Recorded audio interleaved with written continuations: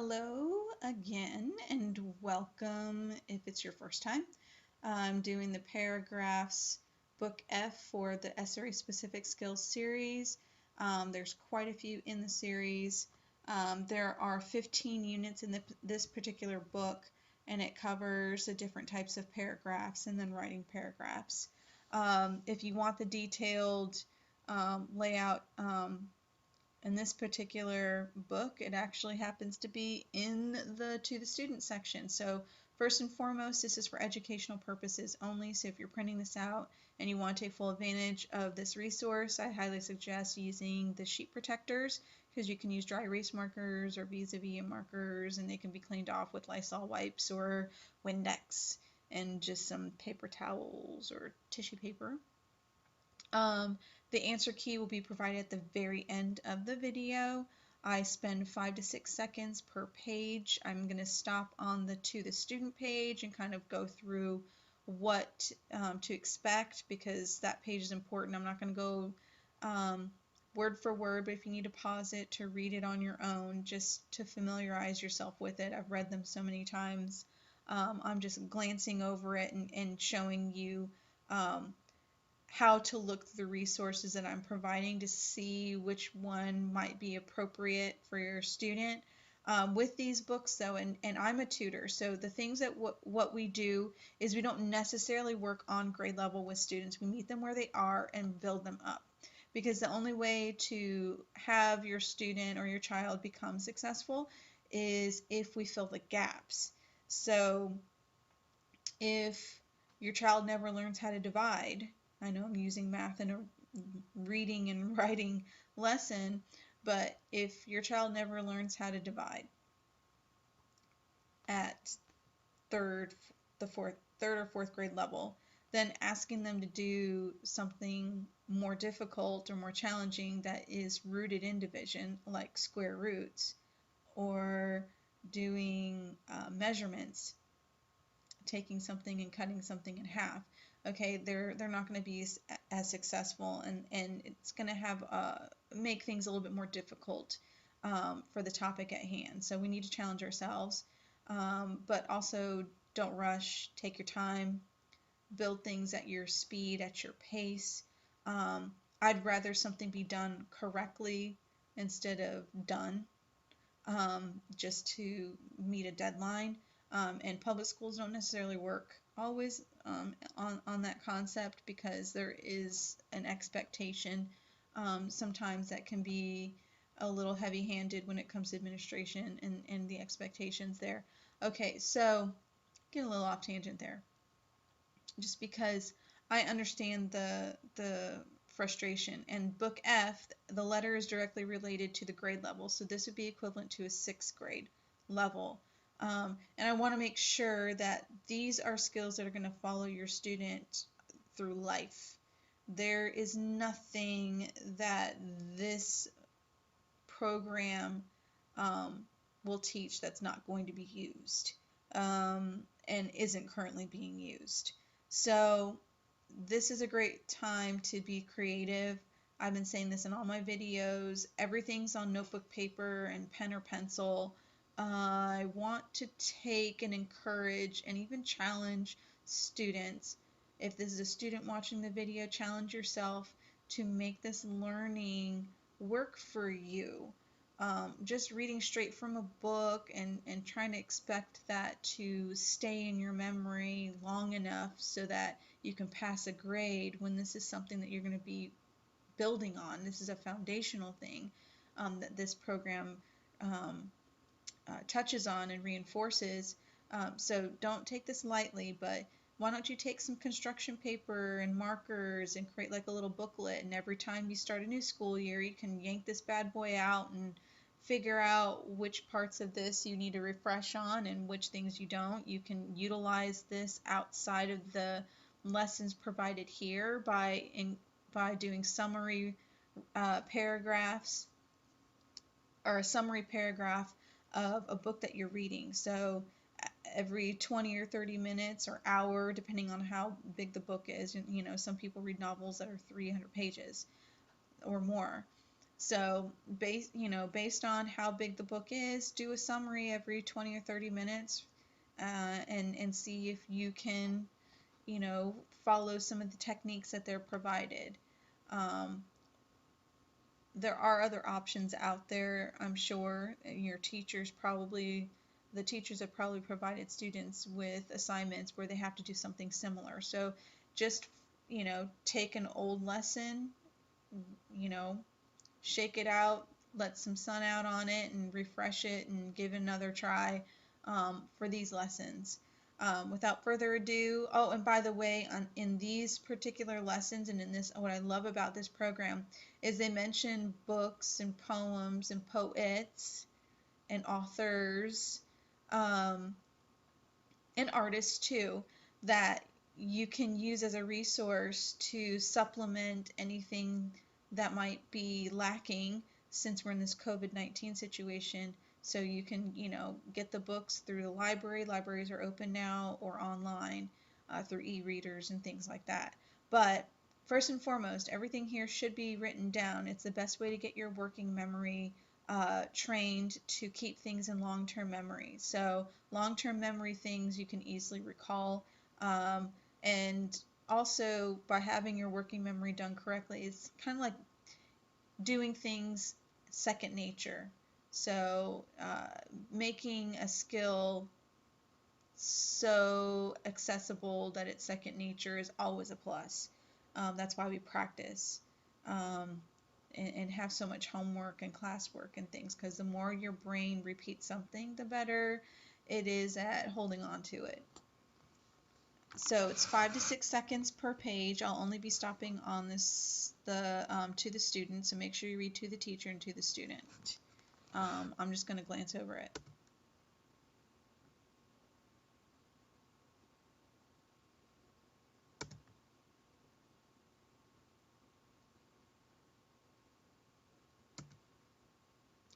All right, to the student page. So here we have the overview of what this book is going to cover. So all this means is in each unit that's covering this particular topic, paragraph structure, the unit's going to cover topic, sentence, details, closing sentences. So that's all this is saying here. Then it's going to give you an example. Now this is an extensive example because usually, if it's talking about your topic sentence, then it's only going to have the topic sentence outlined in the example of the paragraph that it's going to give you. And the way that this is introduced, this information is provided at the beginning of the unit at the top of the page. The rule is listed there with the said example that I just talked about, and maybe a visual to go along with it. But the cool thing about these books is they always utilize different ways to grab your attention. So they'll bold the words, italicize them, do this, make brackets and arrows, and label things. So this is so that your brain doesn't have to work too hard to understand what is being covered in the lesson. And everything is done in bite-sized pieces. You're not going to be given something like this and expected to do all these things in one shot. It's going to go, okay, this is the rule. Here are some problems, some questions that are directly related to that. Now let's move on to the next component. So it's going to gradually build. And after a few units, you're going to do a language activity page. This is simply an assessment. It's to build that rigor. So you'll get familiar with the definitions of these things. So it's always good to be familiar with terminology. I've used these books for middle school and high schoolers and tutoring, but I've also used them for SAT and ACT students because they may understand main idea but not quite understand how to properly find a topic sentence, because within the SAT they'll say, this sentence here between number 5 and 6, 7, so sentence number 6. So if we move this, would it fit better here, here, here, or here? And you have to pick A, B, C, or D.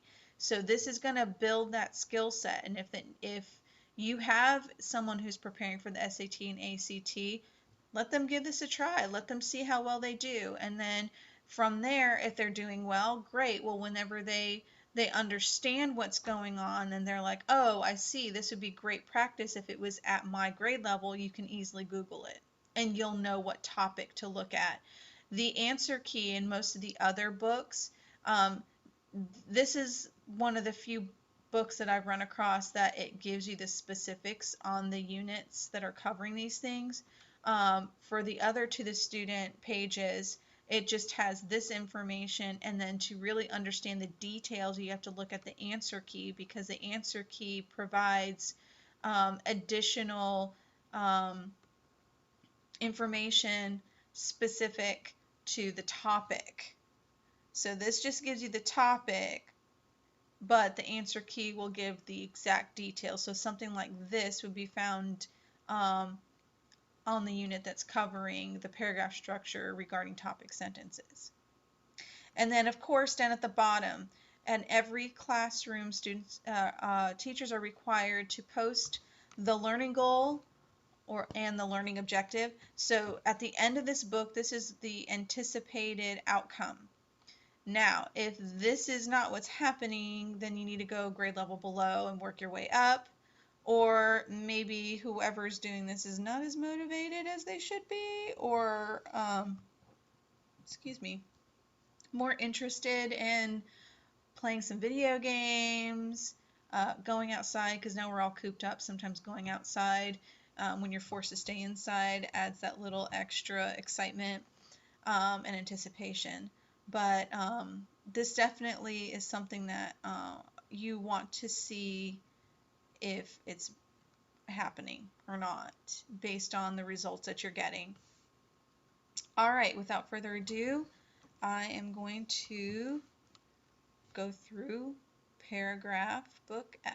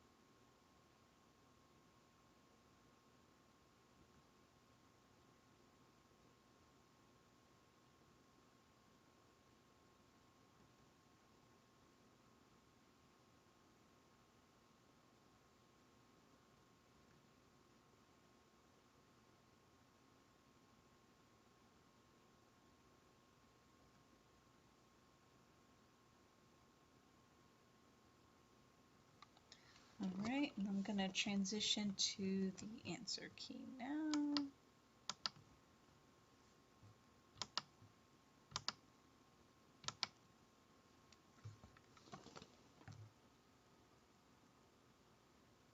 Okay, it's in chronological order.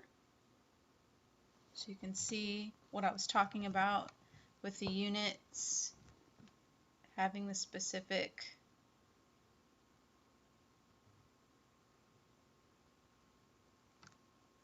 listings on there. Okay, so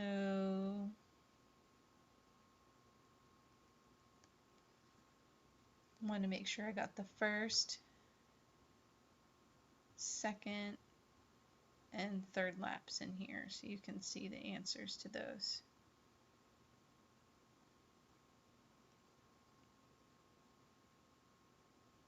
And then the last lap right here.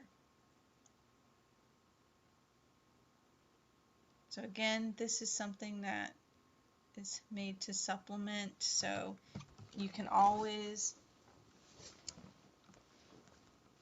build the rigor into this. So if you have kids that are multiple ages and levels as far as enough of a gap between them to where the learning is different, you can scale it up or scale it down depending on the ages. Alright, you can go to Casey Kite on YouTube to get these videos for this program. I think usage is the only one that I don't have, the elementary middle level. And by elementary, like third, fourth, because usually kindergarten, first and second grade, those aren't usually students that I'm most familiar with tutoring. The need is usually at the upper echelon, you know, when they know how to write, is where I have been asked to help. But hopefully this is something that you can use, and I will be doing way more videos for this because I have quite a few still left to do.